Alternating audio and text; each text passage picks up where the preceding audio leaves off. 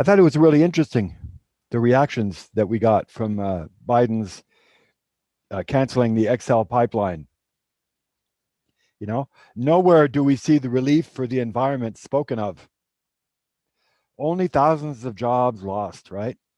Nowhere do we hear about the scandals and corruption of the cheating of big oil when it comes to especially the environment and inspections on safety and operation and their substandard pipelines, according to one big oil whistleblower exec fired from his job at TransCanada after he blew the whistle.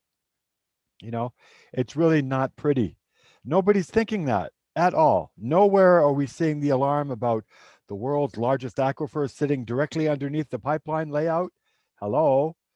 And with reality as it is, it's never a question of if these pipelines will leak, it's when. And waiting in the wings are Nestle et al., ready to make us pay a really high price for water when this all goes down. As most in the business will know also, when there's a pipeline blowout, it's usually the insurance companies that clean up, and that the companies get paid for it. Or the company simply screams immunity from prosecution. Let me clue you in on the Indian for a second here. The Native Americans are losing their lives daily. They're losing their grandfathers and their grandmothers' graves as the pipeline companies bulldoze and rip up sacred burial grounds on stolen land to put the pipeline in place. The Indian is facing more survival threats daily than we can possibly imagine. That's where that line comes from, try to live an Indian's life, or, quote, try to be an Indian for one day, unquote. And quite to the contrary, on the other side of the spectrum, the settlers, I don't want to say white people because this is not a color game at all, there's no such thing as race, but the Europeans, and we all know who we're talking about, the settlers, the people who initially stole the land from the Native Americans to begin with.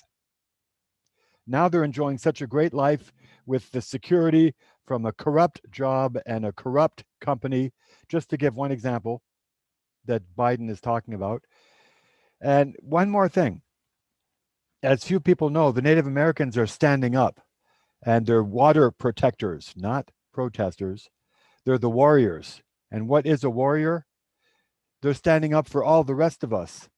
Quote, all the people and the life downstream. They're not even talking about themselves. They're not even fighting for themselves. That's what being a warrior is all about. You fight for the people.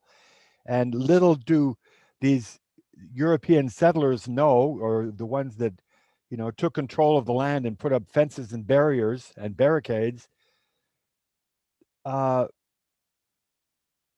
it breaks, it breaks. And TransCanada continues to prove itself unsafe and a threat to the environment and danger to life itself. Follow the money. Too many people are not thinking out of the box, and they can't see an imminent danger when it shows up or when it's in your face. They don't want to look at it. Quote, money and materialism cloud their way and their way of thinking, unquote, the elder would say. And they've become used to their jobs, their income, their way of life, and they're ready to complain and whine at the smallest problem or challenge. Let me give you a little hint.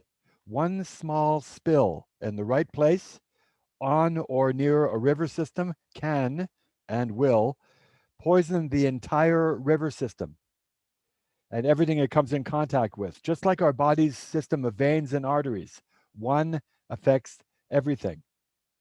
And as a gentle reminder, 10 drops in a 10,000 gallon oil tank will ruin it.